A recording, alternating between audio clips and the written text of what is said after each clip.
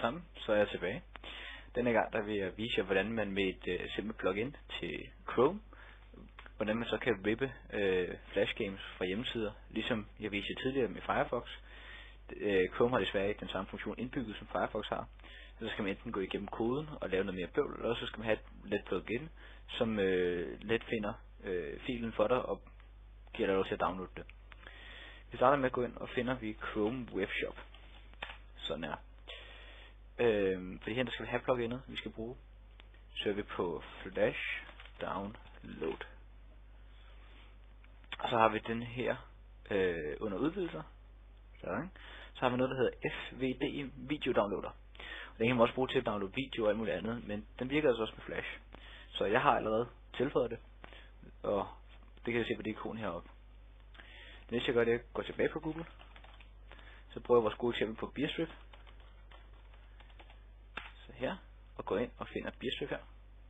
Og så kan I måske bemærke, at pilen er blevet blå. Det vil sige, at nu kan jeg klikke på pilen, så kan jeg se, den har fundet medie, den har fundet 261 SWF, det er vores flashfil.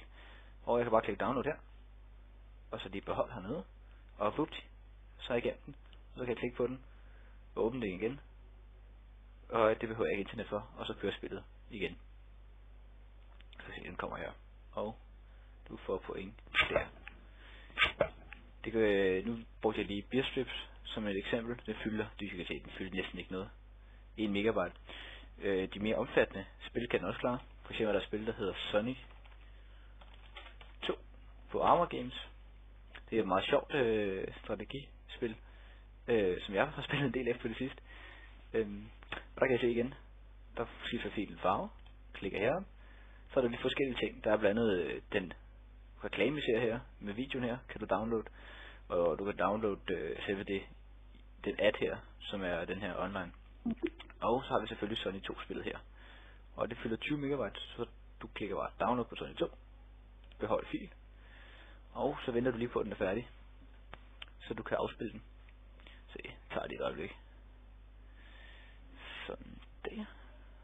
Og så fyrer vi den her af. Og så kører vi spillet igen. Og så er det bare en gas. Kører vi. Og der var ikke nogen reklamer, fordi at det kan den selvfølgelig ikke, når vi ikke har downloadet reklamen. Og jeg kan egentlig bare gå i gang med spil her. Og se. Upsi, vi er i gang. I may be blind, but there's no mistaking that smell. Can you take him out? Så yes.